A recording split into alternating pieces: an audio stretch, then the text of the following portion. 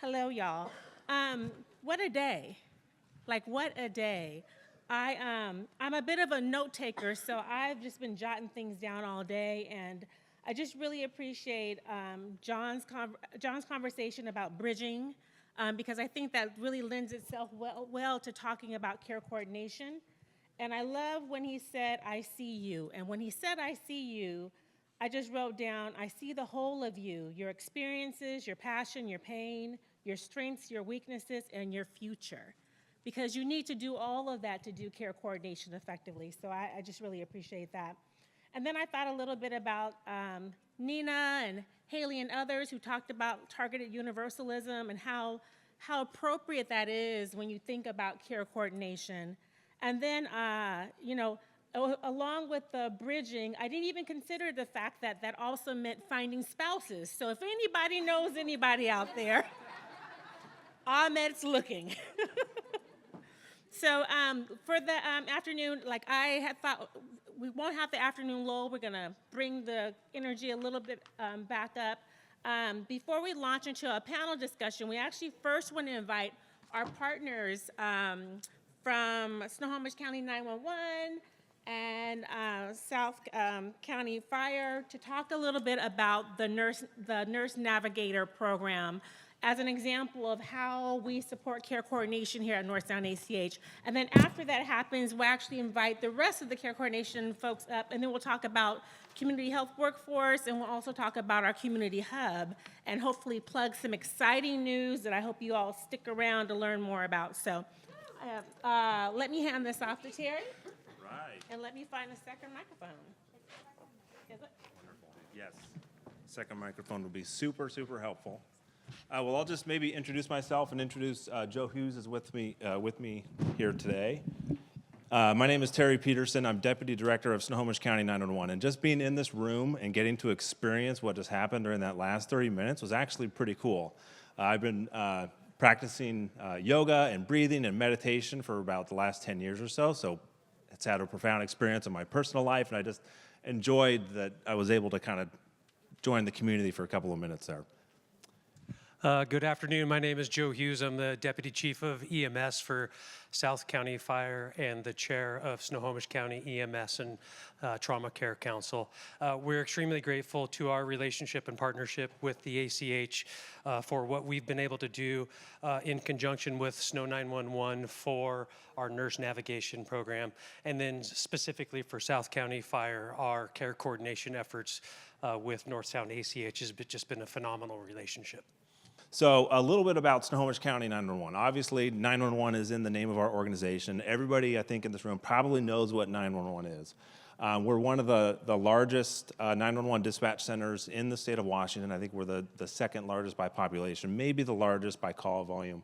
We have 43 member agencies, so 43 different law enforcement partners and fire partners, such as South County Fire. They're one of our largest fire department members. And we provide 911 services and dispatch services to all of Snohomish County, which is about 850,000 people. That results somewhere in about 750,000 calls for service each year. So each time that a police officer responds, or a firefighter or EMS provider responds somewhere, that generates what's called a call for service within our system. So you can see that there's a lot of activity and a lot of things going on in SNO911. Today we're going to be talking about the EMS call volume and trying to address some long-standing problems in the system and things that have come up over the last couple of decades. Just to set the stage a little bit, of all of our activity at the dispatch center, about 15% of it is EMS related. So the other 85% is law enforcement related, but we're really focused on the 15% of EMS calls. So I think we want to talk a little bit about, what is the problem that we're trying to solve and what is the problem that we're trying to tackle. And so there's lots of ways to kind of analyze this and to get at this, but to summarize it, there's been a lot of population increase in the area and in Snohomish County over the last several decades. And since the 70s, we've been educating the public and telling them, if you need somebody to respond to your house, you just call 911. And guess what? That public education campaign has worked because people are definitely calling 911. They'll call 911 for emergencies and they'll call 911 for non-emergencies. And what we're trying to deal with is those non-emergency, low acuity EMS calls. I think another part of the problem is what we call wall time or ambulance patient offload time. Joe's probably a better person to speak to that than I am, but. Yeah, so, am I on here? Yeah. Yep. So as Terry was saying, the fire department, police and fire department, 911 centers have done an amazing job of teaching people how to call 911. People are really, really good at calling 911.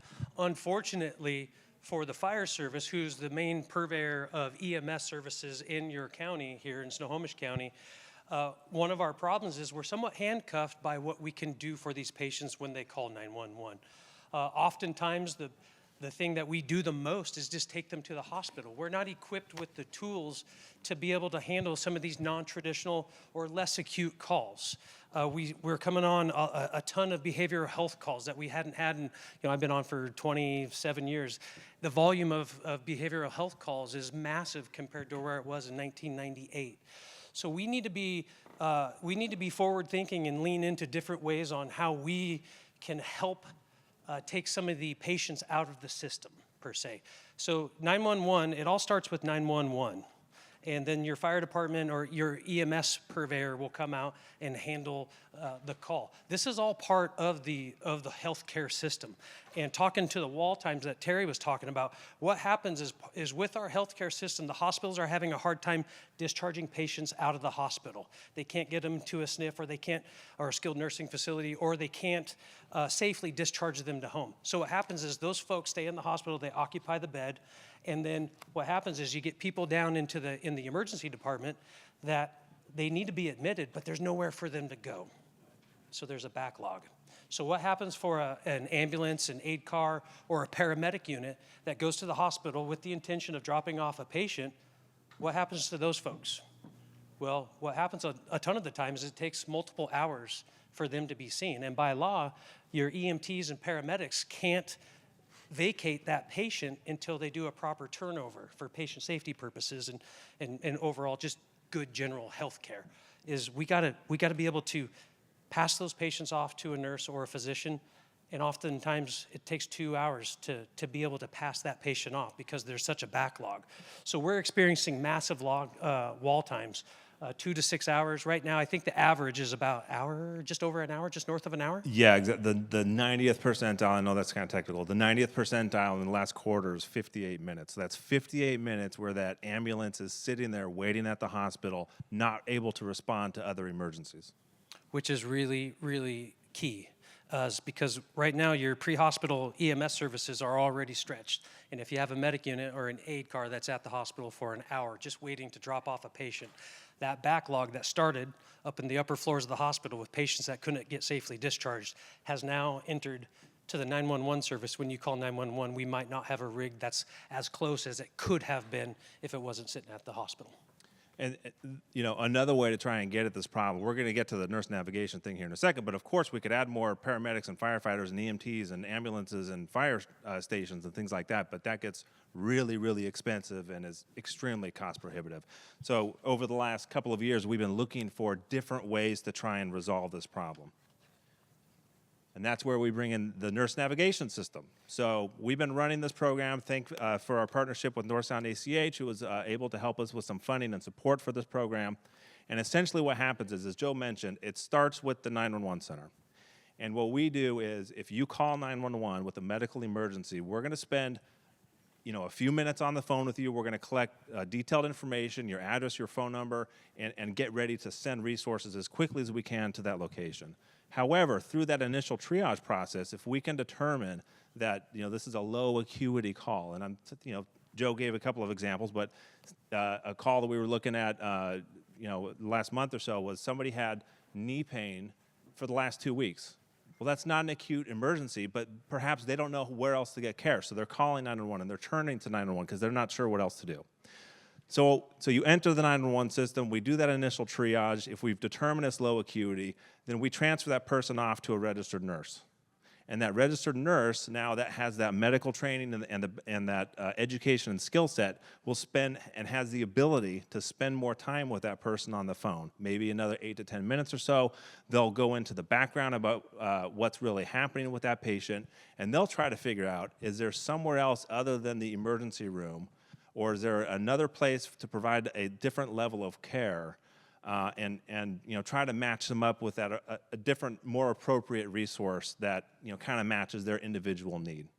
And so that could be things like connecting them to a walk-in clinic or an urgent care clinic if they're open and if it's the appropriate time of day. They can connect them with a doctor and do a telehealth visit, even if they don't have insurance. They can, if they know that they are underinsured or uninsured, they can connect them with one of the CHC clinics who are, the experts at enrolling them in some of those benefit programs. So what we're able to do is this just puts more tools in our tool belt to effectively respond to these lower acuity calls and just try to chip away at the problem that we were just describing and just talking about. So this is a pretty simple map. This is Snohomish County, and this is a dot, essentially, and the dot gets bigger if we've had multiple calls at that location. The kind of interesting thing here, one of the things that we learned, I mentioned about Snohomish County, and we've got a lot of fire agencies that are fire members, and so we've got some fire agencies that are in the urban core, and we've got some fire agencies that provide services in rural areas. So it's a pretty diverse community, as I'm sure you all are used to and accustomed to working with. And what we heard initially from these kind of rural communities is that, hey, we've got a self-sufficient population out here. We don't think we're going to need this program. And, I think we even heard early on, we'd like to opt out of this, or we're not interested in this. And I don't think that they were really fully understanding or grasping what the problem is, or so there was some education and things that had to go along with that. And it's just interesting because after running the program for about a year, you may not be familiar with the territory, but the dots on the right-hand side of the screen are those rural areas. So there's absolutely, the self-sufficient population out there that doesn't need help is absolutely needing help and getting into this program. So in terms of effectiveness and how many calls are we successfully navigating out of the system, the high-level result so far over the last year is that we're successfully navigating about 2% of all EMS calls out of the pre-hospital system. And you can see that kind of yellow half of the chart there. A lot of these people are getting just nurse advice. They just needed to talk to a registered nurse, maybe get some wound care instructions, stay-at-home care instructions. They may be going to a walk-in clinic later on their own. They may be arriving at an emergency department later on their own, but they're not doing it right then and there and tying up those pre-hospital ambulances and those sorts of things. Yeah, absolutely. So with that 2% doesn't seem like a really big number. But it is a tangible number. And why is it a tangible number? Well, 2%, let's just say we're running 100 calls a day, and 2% would be 2 calls. So that's 2 calls that you have an ambulance or a fire engine that is going to be available for, I think our average call length is about an hour. It was on our previous slides. So about an hour it takes to do a call. That doesn't include transporting the patient, or if for some reason it's flu and respiratory season and the hospitals are backlogged, that doesn't count those hours that you could be sitting to transfer the patient. But that 2.1%, or those 2 calls a day, if you're running 100 calls, is really tangible. It's not only tangible for, it's the right thing to connect the patient to the right resource and the most efficient resource. That's the number one good thing about that 2%. The second thing is those are hours that the ambulance or engine or ladder truck are available to run that next call, and you never know what that next call is. It could be a stubbed toe. You guys think people don't call 911 for stubbed toes? I've been on a few in my time, but it could be a cardiac arrest. Or it could be a motor vehicle collision with entrapment. We need to get the jaws of life out there and pull this person out of the car. So although 2.1% doesn't seem like a big number, it's a tangible number. And when you're running hundreds of thousands of calls a year, 2.1% is a good number. Thank you, Joe. One other thing that this program can do is sometimes people call 911 because they just don't have a ride. They know they want to go somewhere, they want to be seen by a doctor somewhere, but they don't have transportation and they don't know how to get there. And I'm seeing some nodding heads in the room, so maybe you know what I'm talking about. So if they call and if we get them over to a nurse and they spend more time, they're low acuity, and they just don't have a ride, the nurse can schedule a no-cost ride share for that person. And so, it's not a ton, but we've already had a couple hundred, over 200 Lyft ride shares successfully provided as part of this program. And the interesting thing is, at no cost, right? Correct. It's built into the cost of the back end of the program. Lyft is definitely getting paid to do the work. But the other interesting thing here is, again, look at that map. It's the rural areas out there that were self-sufficient and, maybe aren't exactly as self-sufficient as they thought they were. They're definitely using the program, and they're definitely participating in the rideshare component. The other kind of interesting thing here is, and I don't know 100% what's going on, but we're providing a lot of from home to health center rides. And as part of the program, they can get a ride home if needed. They would have to call and schedule it, but there's not a lot of that activity. So they are figuring out another way of getting home, which is, I thought, just kind of interesting. So this slide is kind of interesting. A couple interesting things on here. We know that to build fire stations and hire more paramedics and kind of build up the system is the most expensive way to try to respond to this problem. And so this slide is really intended for the fire chief out there who, we're asking, hey, we want to include some funding for this nurse navigation program in your budget in partnership with North Sound ACH.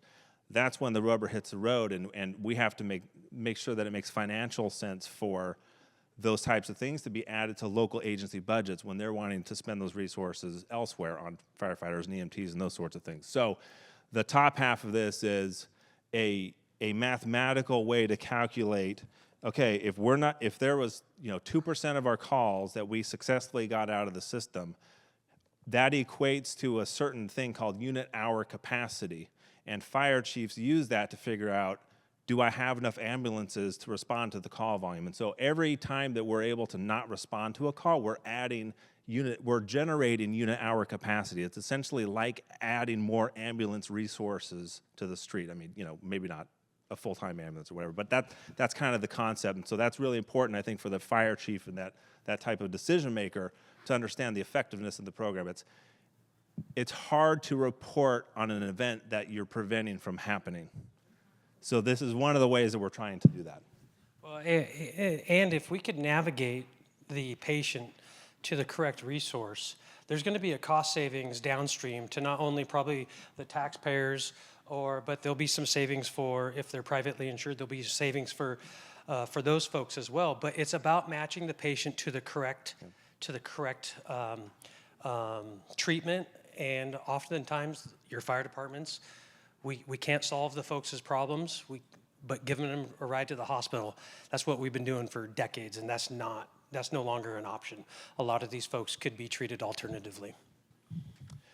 The other thing that's kind of neat, at the 911 center, we don't do a lot of public surveys about how your experience was in the system or anything like that. However, if you were navigated and transferred over to a nurse and that nurse spent additional time with you, 2 days after that interaction, they're following up and conducting a survey for those people that were navigated through the system.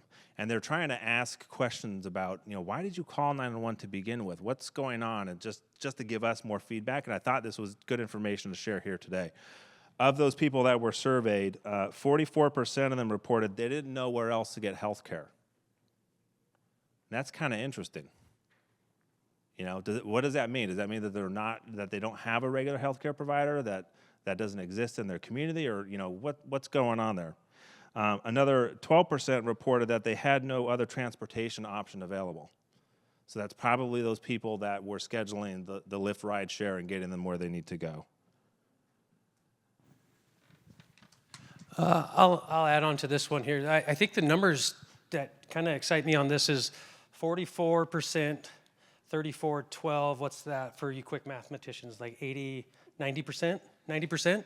So 90% of the people that utilize the nurse navigation program, to me, those look like healthcare literacy things. I didn't know where to get care, right? How can we help people in our community become more literate with their health care. I didn't, what was the second one? Perceive that it wasn't a life-threatening emergency. We think that's easy. I think that's easy. I've been doing this for a few minutes, and I can tell you what I think is an emergency, what's not an emergency. But our people in our community don't have that same sense. So it's an opportunity for us to help them as well. And then the 12% had no transportation options. So really, I look at I guess that's not really healthcare literacy, but it's playing to that people don't have options to get the help they need.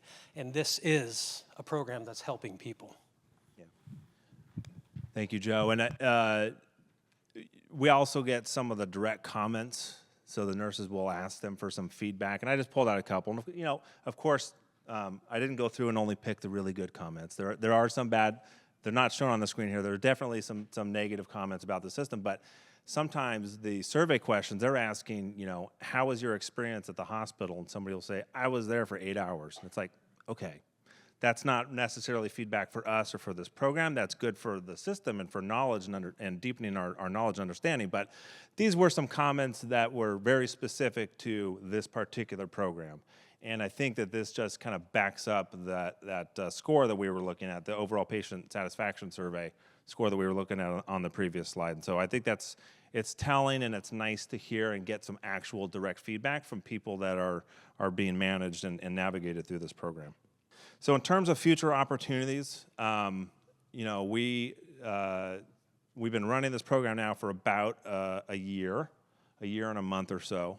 And, you know, we think we can probably do a little bit better than 2%. So we're successfully navigating 2%. We want to try and get more because we know that there's still some more low acuity calls that are still, you know, kind of making their way through the old way of doing things. And so we want to try to make improvements. And there's kind of a list of things here that we're going to work on over this next year to try and make more improvements and try and further implement the program within the county.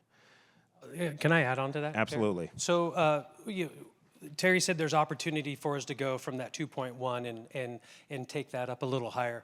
It's important for folks to know that we frame this is that when we implemented this system, we started with a very narrow scope, a very conservative scope on what would go to the nurse line. This is a new thing for us. This is a new thing for your 21 or 22 fire chiefs in the county. So where somebody calls 911 and we don't send an apparatus, that's a very foreign thing. We've lived over, you know, the fire service culture of what you call, we go, we're there. So for us to not go it's kind of a thing. So we wanted to start with a very narrow focus and then expand it out as we became more comfortable with the system. So I think we'll go north of 2.1% this year. We just got to do some tweaking of what calls we actually send to the nurse line. And I think there's other ways that we can enhance this too. Maybe we do end up sending that ambulance out there. Maybe the EMTs and paramedics do some initial patient assessment, and maybe they realize, you know what, you don't need to go to the ER. This is a path for me to connect you with an appropriate level of care and a different resource. That's a potential that we're going to evaluate. I mentioned on the previous slide, there's 44% of people that are telling us they didn't know how else to get health care. Well, guess what? That's probably a list of people that's ripe for integration or better partnership with community health workers or other resources to maybe follow up with those folks after and try to get them enrolled or connected with a better system of care. With your local fire departments in Snohomish County, there's only, I think, 3 that have a community resource paramedic program. And 2 of them have community health workers that are attached to those programs. This is an opportunity for us in the future, like Terry was saying, about meeting our patients in their space, determining what they need and maybe what they don't need as far as a trip to the emergency room. But then we can really work on some of that care coordination and put the community health workers in a spot to be successful by identifying what patients we need to get hooked up to so they can get navigated to the resources that are going to best help them. So I think we just wanted to wrap up just by saying thank you. Thank you for giving us the opportunity to present this information. We think this is important. We think this is a little bit of the future of where EMS is going, is trying to connect patients to different areas and appropriate care for their individual needs. And of course, we thank the ACH and all of our friends at the Northtown ACH for the partnership and for the the initial funding for this program. It's been very beneficial for our community, and so we appreciate that. Thank you.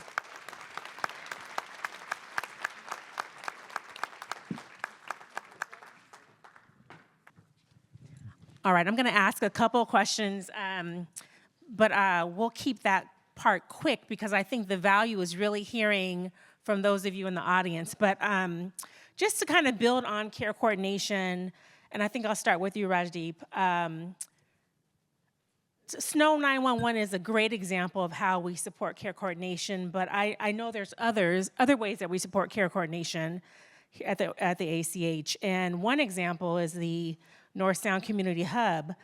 Can you just sort of high level describe for us, like what is that thing, the hub, that we hear about? Yes. Oh, thank you. Is this on? Okay. Hi. Good afternoon. I hope everybody's still kind of sort of awake. The high level overview of the hub is that essentially our work is that we want you to continue doing your work. And how can we support you to do your work? Is it bridging? Is it providing resources? What is it? And how can we do it? And so the hub is centered in that, is that the folks that are doing this work know how to serve their communities best, and we just want to help you do that.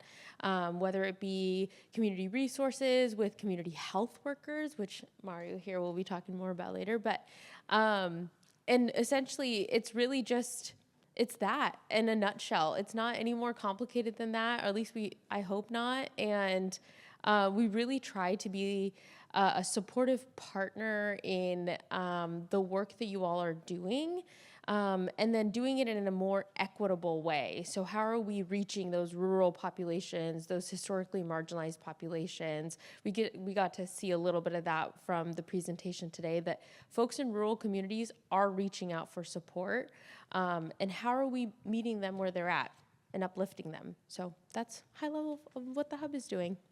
Thank you for that. I guess that sort of segues nicely for Mario. I know with our hub, community health workers are such an integral part of the work. And Terry, I think in your comments you mentioned how you see the value add that they bring, and you're thinking about building it into future planning. But for you, Mario, I'd be interested in hearing from your perspective. Like, we learned a lot through the pandemic, CHWs, CBWs, promotoras, folks who worked in the community have been there forever before we even gave them these titles of what we call them today. But can you talk a little bit about, like, what's Northtown done to strengthen the essential workforce? That's a great question. So during the pandemic, we know that community health workers were very essential in reaching those communities that wouldn't usually get resources. I remember there was a time where information wasn't even in Spanish at the CDC for 3 months.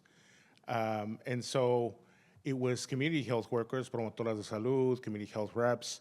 It was people on the ground, including people that served as doulas, as peer support specialists, a whole umbrella of people that work in community that were able to reach community in their language, in their culture, and really talk about what is it that they needed to do to keep themselves safe, what resources were out there, what new information. So they were very essential in connecting to those resources. And when we talk about the referrals in community health workers and what we can do, I'll talk about that in the future. But Northtown has been instrumental in helping. For the past 2 years, they've had a community health working convening. We've had the CDC, Center for Disease Control and Prevention. We had Betsy Rodriguez from Diabetes Prevention had a toolkit that they provided. The Agency for Healthcare Research and Quality had an application that provides, that teaches community health workers how to teach their clients how to have questions before they go to their PCP and ask for their consult. We've had a lot of different resources and investment in community health workers so that they continue to do the work. And yeah, so a lot of great investment in North Sound ACH and community health work. Thanks for that. Chief Hughes, I'd be curious, in thinking about the nurse navigation program, what do you see as the biggest challenge in sustaining that work? Gosh, that is a good question. So funding is always going to be a challenge for everything for all the endeavors that we're trying to do, whether it be in conjunction with SNO911 or in my particular agency, South County Fire, with our community health workers and our community resource paramedics. Funding is a challenge, but I think that's not a challenge that we just experience. I think there's a lot of people in this room that experience funding challenges. Operationally, a challenge could be, I do look at a little bit of the risk that's associated with this, not sending an apparatus. What if you don't get good information at the beginning and the call ends up being more needing of acute resources than what it would be? So that's risk to me, but the company that we partner with in doing this, they've never had a bad outcome. So that's just me being a paranoid, firefighter that is always looking to keep people safe. Another operational component would be resources in the community that we can navigate these folks to, the people that we send to the nurse navigation. What resources can we connect them to? I think there's other opportunities for people or more opportunities for people to get connected to more resources or more nuanced resources that touch on their specific need. Thanks for that. Reggie, that actually makes me think, connecting folks to resources. I think there's some news you want to share about the Community Hub.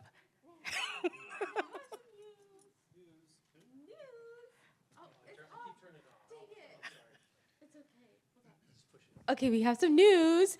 Yes, so talking about the Community Hub and the beautiful growth that we're going to have in regards to resources, and that also means that we're going to be growing in partnerships too. So coming soon, there's going to be the ability to apply to be a part of our hub network. And so we want you all to join us. We want to hear from you all, and this is probably the best place to reach all of you and say, we see the work that you're doing. Please reach out to the Community Hub. We want to hear about the work and we want to support the work. So apply. And so coming soon, the application process will be available. And I will be the face that you all will be seeing over Zoom. So not in person, but I will be there to support you along the way and answer any and all of your questions to the best of my ability. So yeah, that's some exciting news. And then can I sideline the other news too? Sure. Okay, also super exciting. I don't know what the other news is. So The other news is coming in spring, you'll get to see our faces some more. And so you'll see my face and some of the other care coordination folks because we're going to be doing site visits. So you'll see us and we'll get to see you and you'll get to see our shining faces and hopefully we'll be able to hang out with you all and get to know you on a more deeper level. So those are my 2 plugs. I love how she just built that up, right? Well, thank you. But that is important. To be a partner, it's really important that we steward the relationships with those who are already part of our teams and get to know you all better and build on our relationships. I really appreciate that. And then talking about expanding the hub, I think that, the more partners that we bring into the hub, the more resources there'll be available when folks like Chief Hughes and others go out on those calls. When referrals get sent in, there's places that we can send those referrals to. But when you do that, you got to have a workforce to receive those referrals, right? Yep. So Mario, I know that, you're our workforce development manager, and I know that you're focusing on the growth of the community-based workforce. Tell us what you got in the pipeline. So we have a lot of exciting things coming up in the future, but we want to co-create this and co-design this together because it's not just designing something and saying like we had some other panelists before, where it starts with community health workers and finding out from the beginning what is it that we need. What is it that the community needs? And it's the community-based workforce that really needs to be involved in that and engage that. So we're going to have some focus groups, and you're all welcome to reach out. Mine will be at Northtown ACH. We're going to invite you to be part of those focus groups, community-based organizations.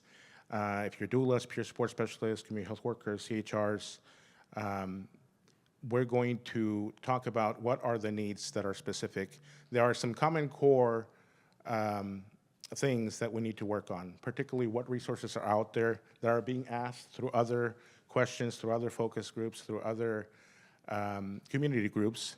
And so we're going to work on that and build our resources together, resource books, and we'll be able to share that out. We'll also have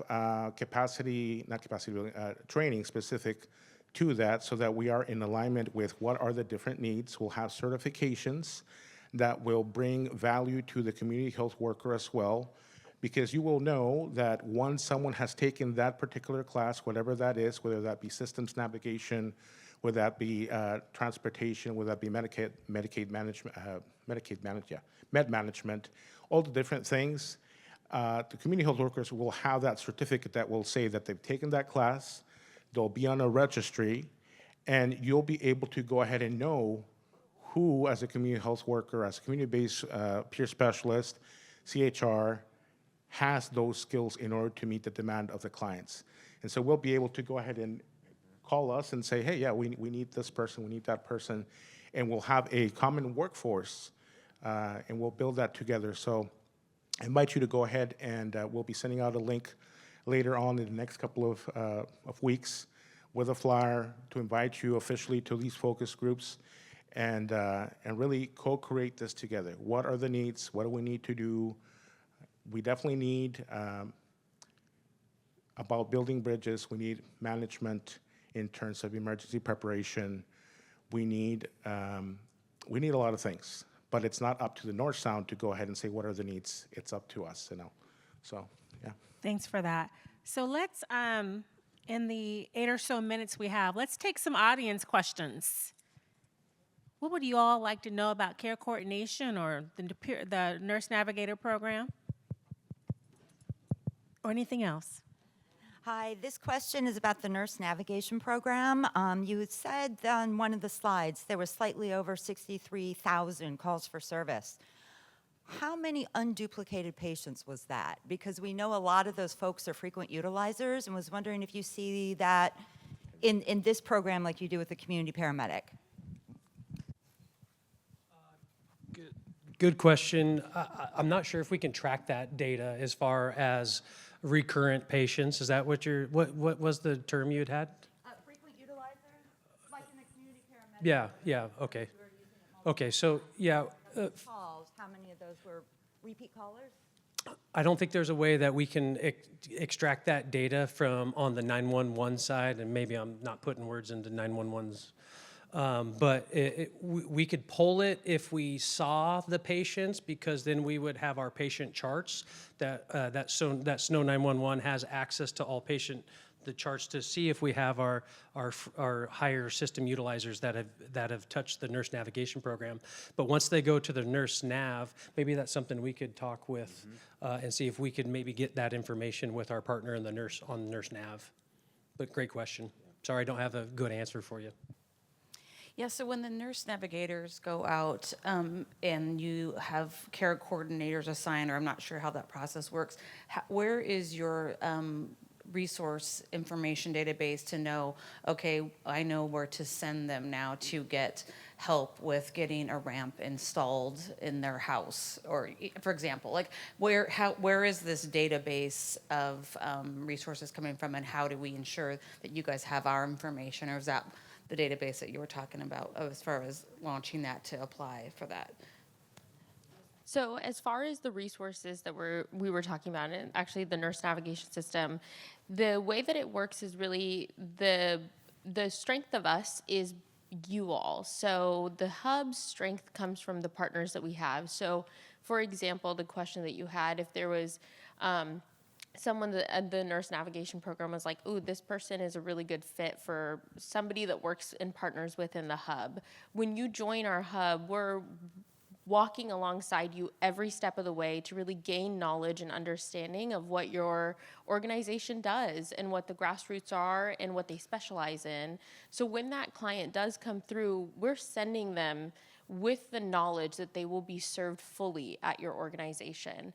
And the nice thing about that is that we also have a kind of like ability when you join the hub, you're also joining the other folks that are already a part of the hub. So you're also learning about the 5 counties that we serve and all of the organizations that are within them. So if in the future you have a client and you're like, ooh, they might not be a good fit for us, but I know who they would be a good fit for, and you'd ping them over to the hub. We do all of that work with the referral stuff, so the community health workers don't even have to mess with it, and they just start working with the client. Does that answer your? Yes. Okay. How do we get involved in the hub? Yeah, join us. So the application process. So email us at hub@northsoundach.org, and then we'll go ahead and, when I mean we, it'll be probably me connecting with you, just the one me, connecting with you, reaching out and then walking you through our application process, and then you go ahead and fill it out, and then you'll hear back from us, and then that's how you join us. I'd imagine there's likely also information that'll go out through our newsletter, so you'll receive something. Hi, this is for the EMS group. I was just wondering what level of skill do you have answering these questions, answering the phones to determine the medical requirement? Yeah, okay. So at the 911 dispatch center, we have a medical protocol, it's called Medical Protocol Dispatch System. And so there's training that all of our call takers go through to be able to do that initial, kind of quick triage. It's designed to, operate as fast and as efficient as possible to get an ambulance out there. What we can do now, though, is when we determine that we think it's low acuity, we can transfer them over to the nurse navigation system, and those are typically registered nurses. So it's an RN then that's spending more time on the phone with the patient, and that's a nationally recognized standard. Yeah.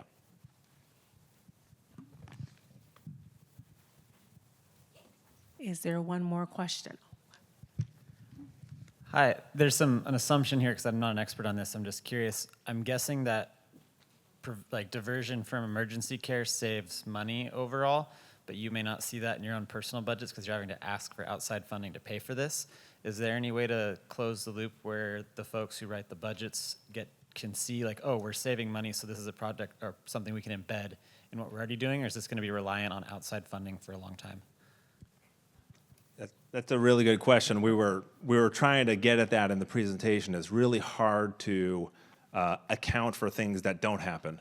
And we're trying to reduce the impact on EMS providers and reduce the burden on emergency rooms. And so even if we successfully navigate people out, they're not closing emergency rooms and they're not, reducing staffing at fire departments or anything like that. So it's really hard to see the effectiveness of a program like this because it is really kind of working behind the scenes. The best thing that we can do to the fire chief and the person that's setting that local budget is we can tell them, we are generating more ambulance capacity for you. So there's fewer calls that you're responding to, which means that's more availability. So there's, downstream impacts of that. That means potentially they can staff it less or, save money in that kind of way. But it's one of those things that's really hard to quantify because, again, we're trying to reduce their workload. And to add on to that excellent question, I think we'll get there eventually. The 2 things about firefighters is we don't like change and we don't like how things are. So it's going to take some time for us to go off this you call, we go, right? The bell goes off, you sprint to the rig, and you go help, Mrs. Jones or Mr. Jones. It's going to take a while for us to move off that mental model of doing that and actually trying to apply what's actually best for our community. So it's going to take some time, but I'm pretty confident that we'll get there. When? I don't know. It's just about education and informing, and it comes down to a lot of elected officials as well. Each fire department is governed by, if it's a municipal or city department, it's governed by the city council. If it's a district or a county fire department, it's going to be managed or governed by a board of commissioners. So it's really about showing the value of the program to your electeds, and just it's going to take a little bit of time. All right. Well, how about a round of applause for Chief Hughes and Terry for the SNO911 Nurse Navigator Program. Also, Mario plugging CHWs in that work. And of course, Rajdeep, your work with the Community Hub. So thank you all.